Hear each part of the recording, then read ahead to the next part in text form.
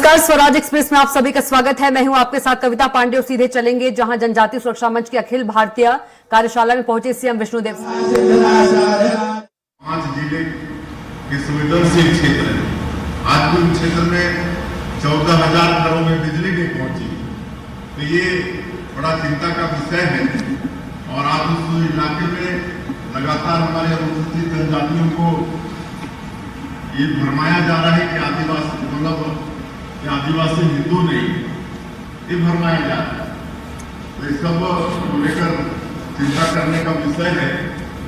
और मुझे मालूम है कि जनजातीय सुरक्षा मंच ये सब क्षेत्रों में काम कर रहे हैं और भी अनेक संस्थाएं काम कर रही है। उससे भी ज्यादा ताकत मतलब विधर्मियों का वहां पर है, जो अनुसूचित जनजातियों को, आदिवासी लोगों को हिंदू नहीं है ये करके भरमाने वालों की संख्या ज्यादा है।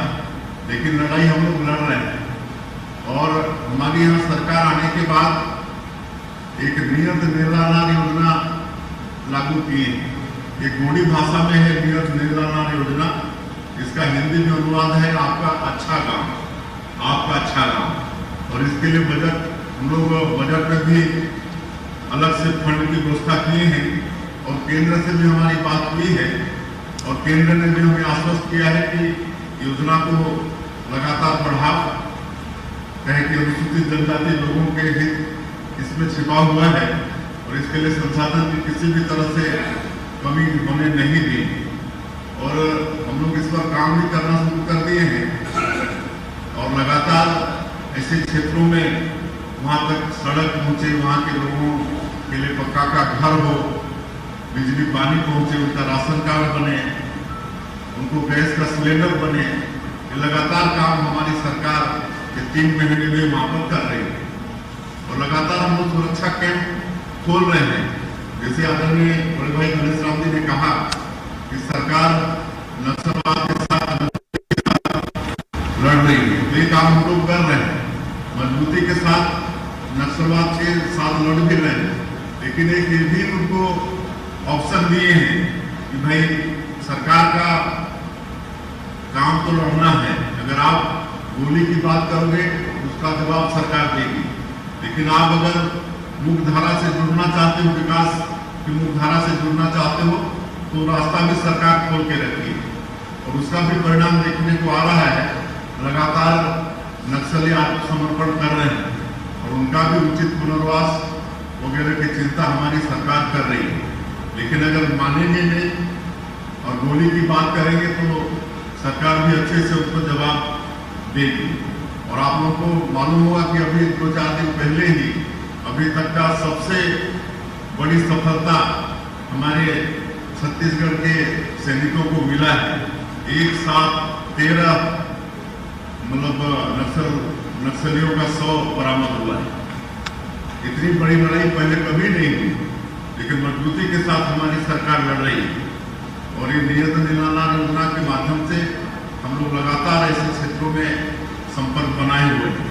अभी एक हम लोग प्रयोग किए थे, अभी जो 3 सुरक्षा कैंप हम लोग डाले हैं, बेकुलगुड़म, सिलगेर और एक कुंवरती।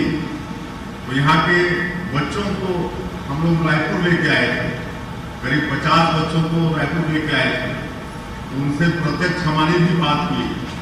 उस समय विधानसभा भी चल रहा था, पूरा 2-3 दिन रखकर रायपुर घुमाए, शॉपिंग भी कराए, हवाई जहाज भी दिखाए, रेल भी दिखाए।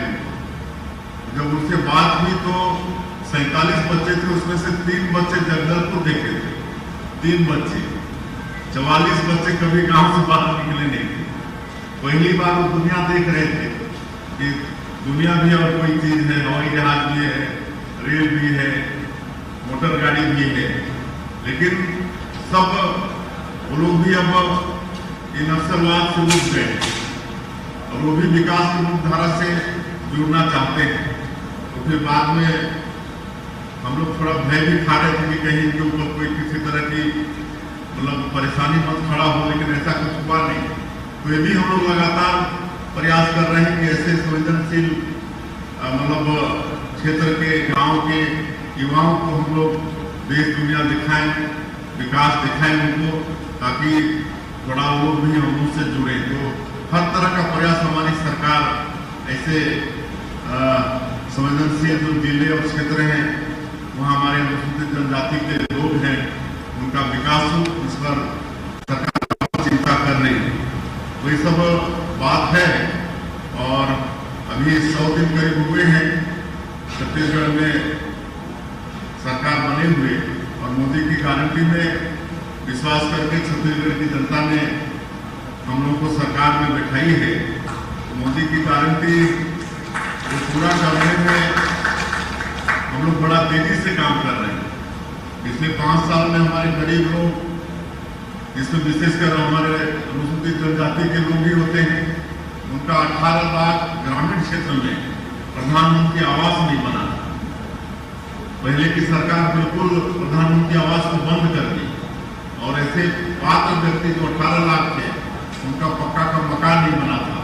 तो हम लोग 13 दिसंबर को हमारी सरकार शपथ ली, और दूसरे ही दिन कैबिनेट बुला के पहले ही कैबिनेट में हम लोग 18 लाख मकान की स्वीकृति दे दी, और उसकी व्यवस्था हम लोग के पास राशि की व्यवस्था है। अब केंद्र से जैसे ही नया ये वित्तीय वर्ष शुरू हो गया है, पैसा आएगा केंद्रांश को हम लोग ये काम चालू कर देंगे। उसी तरह से 2 साल का बकाया बोनस था जिसको किसान भूल गए थे।